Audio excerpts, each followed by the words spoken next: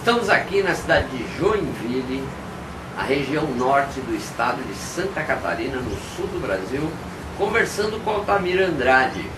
O Altamir já comentou com a gente toda a sua história profissional. Ele é fundador do jornal O Vizinho, que se dedicou e se dedica já há mais de 20 anos a um trabalho de comunicação comunitária. Dentro desse trabalho de comunicação, do jornalismo, pelas próprias demandas da comunidade de Joinville, os problemas ambientais foram surgindo no decorrer do tempo. Joinville cedia a maior empresa de fundição da América Latina, a Tupi Fundições, que no seu processo utiliza muito areia.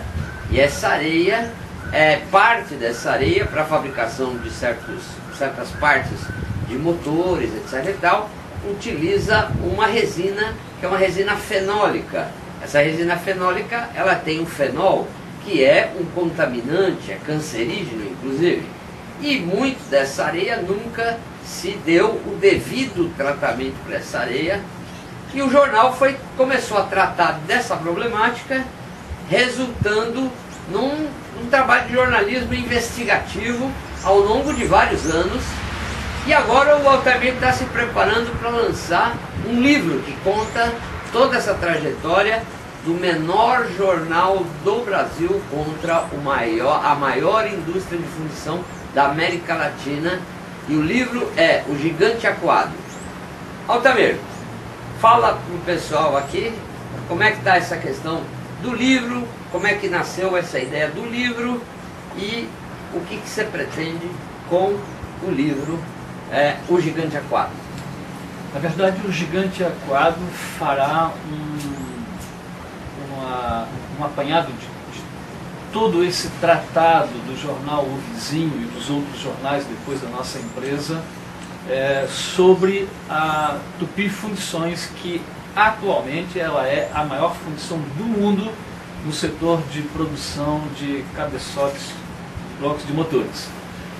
E pouco mais de 10 anos atrás, quando o jornal O Vizinho era pequenininho, aquela folha ofício dobrada no meio, nós começamos a receber uma demanda da sociedade de denúncias contra a Tupi Fundições. E começamos a fazer um jornalismo investigativo e descobrimos que esta areia de fundição, e não só a areia que é aquela que não é considerada perigosa, a areia da caixa de fundição, mas a areia fenólica, a areia branca, aquela que é da macharia, essas areias elas eram doadas para a comunidade.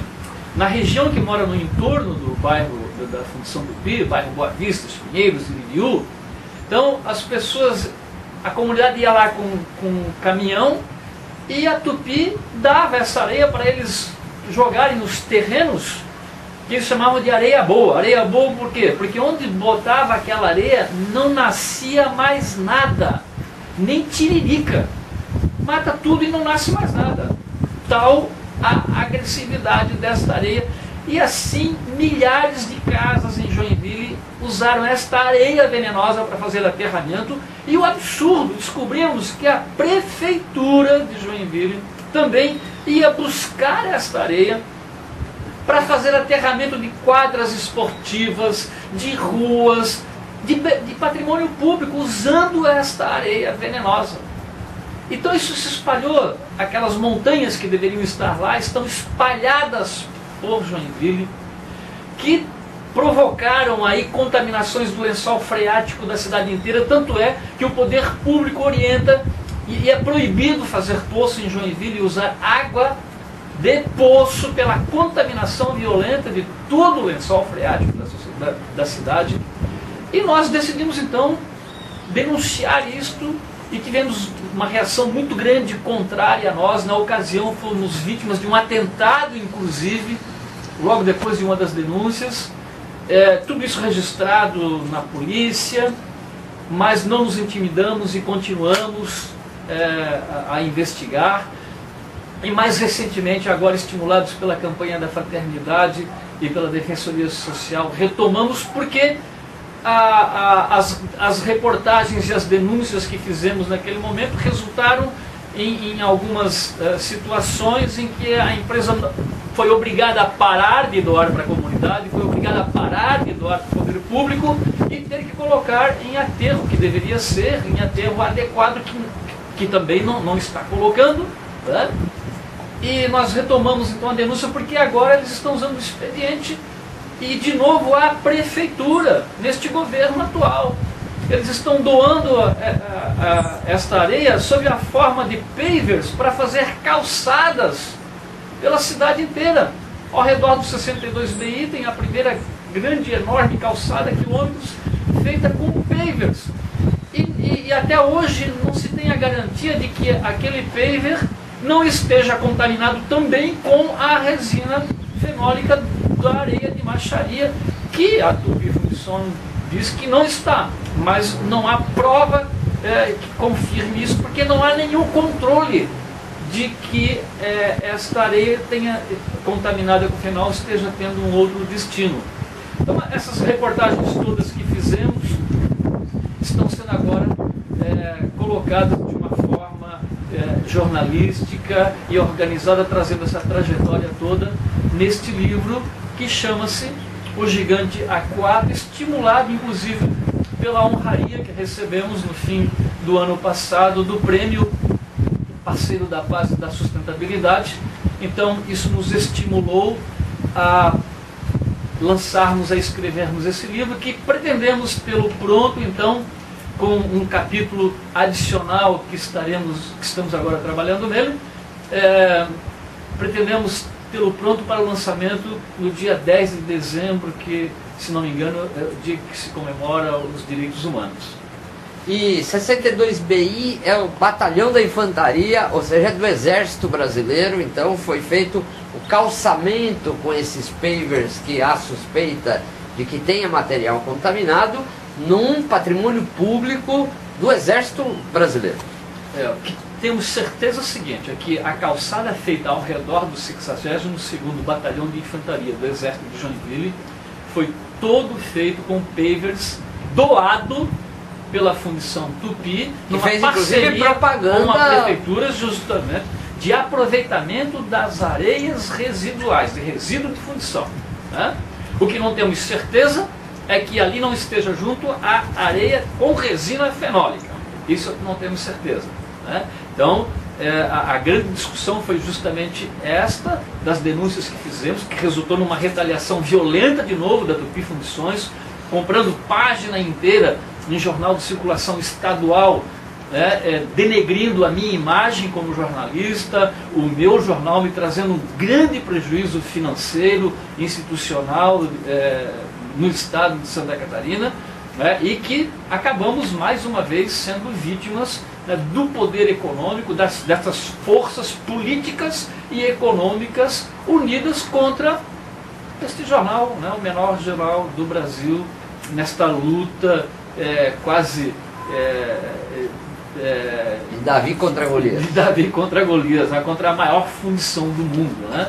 Então, este é o livro que pretendemos finalizar este ano. E nessa investigação jornalística, uma coisa chamou a atenção. Vocês descobriram que todo o processo de licenciamento ambiental que a Tupi Fundições foi obrigada a ter que começar a ser feito, na verdade, é controlado pelo órgão ambiental, que é a Fátima, que é a Fundação de Meio Ambiente do Governo do Estado, mas da capital, de Florianópolis, sendo que a Fátima tem uma unidade com técnicos competentes em Joinville e que inclusive são impedidos, os técnicos da Fátima de Joinville são impedidos de fiscalizar a Tupi, que está sediada em Joinville. A fiscalização tem que sempre ser feita por fiscais vindos de Florianópolis.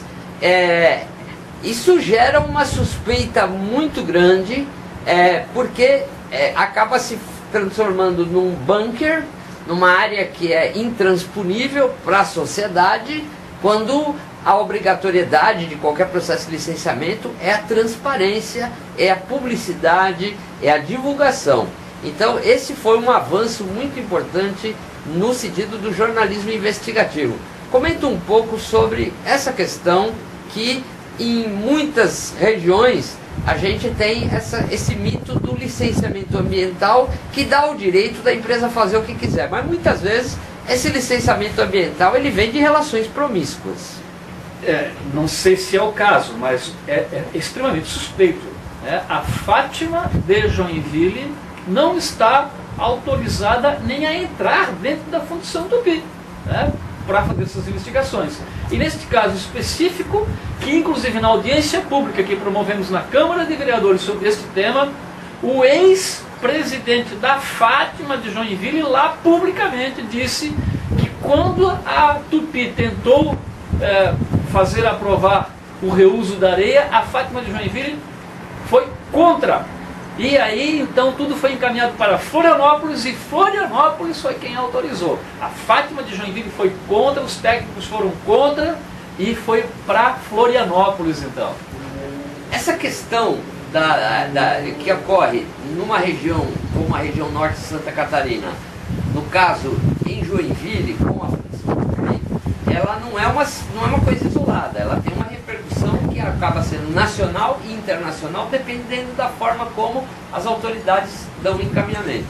No caso de Santa Catarina, ela se esmerou quando criou a proposta do Código Ambiental, o Código Ambiental estadual, para resolver o problema do agronegócio, que era a questão das restrições do Código Florestal com relação ao uso de áreas de preservação permanente, a questão das várzeas dos rios, etc. e tal.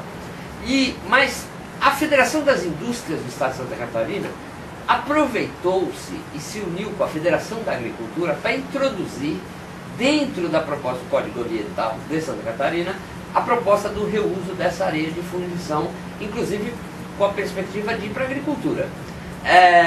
E aí, o próprio Ministério Público Federal acabou entrando com a inconstitucionalidade do Código Ambiental de Santa Catarina, mobilizando a bancada ruralista a propor a reforma do Código Florestal, que acabou gerando toda essa polêmica, etc. e tal. Agora, a Federação das Indústrias do Estado de Santa Catarina continua debatendo essa questão do uso da areia de fundição, do reuso, como se fosse um processo de reciclagem. E agora está próximo aí, o CONAMA, o Conselho Nacional do Meio Ambiente, deverá votar em breve uma resolução que permite o uso do resíduo industrial, entre eles a areia de fundição, na produção de fertilizantes, né? Então, essa questão de um pequeno jornal que lança-se numa luta contra um grande grupo econômico para tratar de um problema localizado, ele acaba repercutindo e agora vai repercutir na mesa de todo brasileiro, porque se for aprovado a utilização de resíduos industriais pelas propriedades de materiais de alguns produtos como ferro, manganês, que às vezes estão no resíduo industrial, que poderiam ser aplicados na produção de microfertilizantes, que os pesquisadores dizem que isso é um macrofertilizante, isso vai acabar repercutindo na mesa de todo brasileiro. Portanto, esse livro, O Gigante Acuado, ele tem um papel muito maior do que simplesmente só contar essa experiência do jornal, mas alertar a população para que um problema ele nunca é isolado. Nós vivemos como um corpo, a Terra é um corpo, nós somos 70% água no nosso corpo, como o planeta é 70% água, todas as coisas estão conectadas. E aí esse livro tem esse grande papel de chamar atenção para uma armação que está sendo montada pela Federação das Indústrias do Estado de Santa Catarina, tentando sensibilizar agências ambientais do Brasil inteiro com a perspectiva de licenciar o uso de resíduos industriais para essa reutilização sem que se tenha nenhum tipo de controle. Independente de que se coloque nas normas as exigências mais rigorosas, na verdade o que a gente não tem é como fiscalizar. Exatamente. Esse é o grande problema, que é o controle, né? Não se sabe para onde foi toda a areia com resina fenólica cancerígena que a Tupi condições produziu desde que está lá instalada. Se se for lá conferir, não está lá metade. Não está lá metade onde eles dizem que sempre colocaram. Onde está então? E para onde irá no futuro? Né? O mecanismo de controle para garantir isso, como é que será feito? Está previsto na legislação? Ou vamos comer produtos orgânicos que eventualmente possam estar contaminados com cancerígenos? Muito bem. Então, nós conversamos com Altamir Andrade, jornalista de Joinville, fundador, editor do Jornal Vizinho, que além do Jornal Vizinho já edita vários jornais comunitários na região norte de Santa Catarina. Fica aí o desafio para tantos outros jornais e veículos de comunicação comunitária multiplicar essa informação. Qual é o papel da comunicação em defesa da paz e da sustentabilidade?